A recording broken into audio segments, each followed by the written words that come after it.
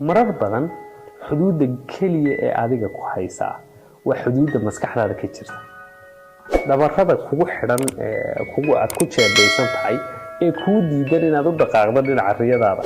ama waxyaabaha kaa dabraya ee kuu diidan in aad ku dhacdo waxyaabaha aad ku fikiraysa inaad ka hadasho ama u dhaqaaqdaa wax kale maaha waa wax maskaxdaada ku jira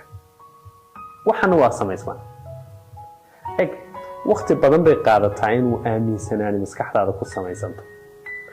waqti intaa la mida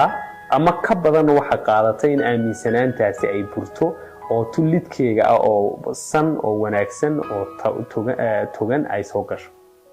so marar badan xuduudaheenuba waa xuduudaha imaginationkeena iyo khiyaalkeena ka dhex jira marka waxa laga yaabaa laba qof oo isku si u koraya inay kala khiyaal duwan yihiin tusaale kale oo kan la halmaala oo sii adkeynaya qisadan aan hadda ka hadlay duruustan ka qaadan karnana aan dib idinka sheegaya waxa weeye laba kooxood baa kubad wada ciyaaraya koox ka mid ah kooxahaasi waxay ku soo galaysaa ciyaarta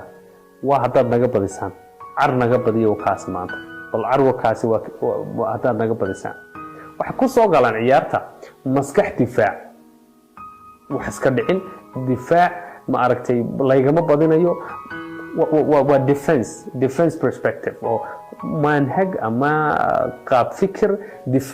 difaaca ayuu ku soo galay qaybta kale ama kooxda kale dagaalamaysa ee soo galaysa kubadda waxa laga yaabaa ama ay ku soo galayaan manhaj ah ama hab fikir ah war lix baan kaga badinayna halka waxaad ka sii dareemaysaa xuduudaha khiyaalka labada kooxood maskaxdooda ku jira qof wuxuu sii calaamadaystay lane isdifaacida qofna wuxuu sii calaamadaystay lane badin ah oon maaha xariiq inuu badiyo oon maaha xariiq ah inta uu ku badin doono scoresku ku badin doono xuduudaha badankeena ina haysta iyo dabarrada ina maaragtay gacmeena ku jeedaysan ay noo diido socodku wax kale maaha waa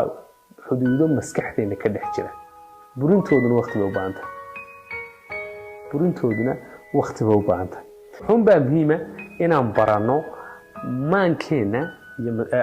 xunbaa muhiima inaan barano fikirada iyo qaab fikirkeenu in uu inoo shaqayn karo oo uu yahay mid ina tusaya waxyaabaha suuragalka ah natiijooyinka ka dhalan kara dadaalka iyo ku dhaca iyo dhiiranaanta